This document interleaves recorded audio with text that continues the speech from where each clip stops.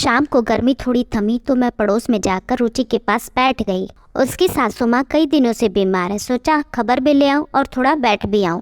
मेरे बैठे बैठे इसकी तीनों देवरानियां भी आ गईं। अम्मा जी कैसी हैं, शिष्टाचारवश पूछकर इत्मीनान से चाय पानी पीने लगी। फिर एक एक करके अम्मा जी की बातें होने लगी, सिर्फ शिकायतें। जब मैं आई तो अम्मा जी ने ऐसा कहा, वैसा कहा, ये किया वो किया। आधा घंटे बाद सब यह कहकर चली गई कि उन्हें शाम का खाना बनाना है, बच्चे इंतजार कर रहे हैं। कोई भी अम्मा जी के कमरे तक भी न गया।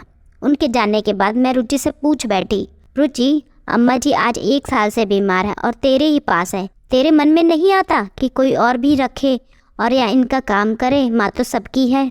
उसका उत्तर सुनकर मैं तो जड़सी हो गई। वह बोली, बहन जी मेरी सास 7 बच्चों की माँ है।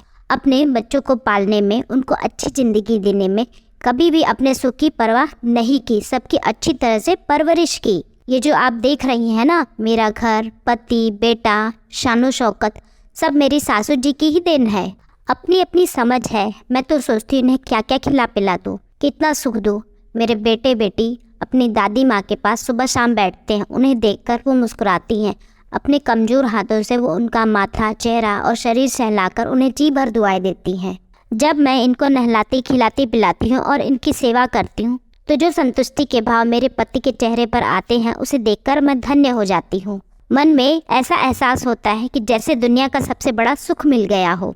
और फिर वह बड़े ही उत्साह से बोली, एक बात और है, ये जहाँ भी रहेंगी घर में खुशहाली ही रहेगी। ये तो मेरा तीसरा बच्चा बन चुकी है। और ये कहकर वो सुबक सुबक कर रो पड़ी। मैं इस जमाने में उसकी यह समझदारी देखकर हैरान थी। मैंने उसे अपनी छाती से लगाया और मन ही मन उसे नमन किया और उसकी सराहना की कि कैसे कुछ निहित स्वार्थी और अपने ही लोग तरह तरह के बहाने बना लेते हैं तथा अपनी आज़ादी और ऐशो अय्याशी के लिए अपनी प्यार एवं ममता की मूर्त को ठुकरा देते हैं। मेरे प्यारे दोस्तों, माँ बाप एक सम्मान है, लेकिन कुछ अभागे लोग बेटे या बहू उनको बोझ समझ लेते हैं।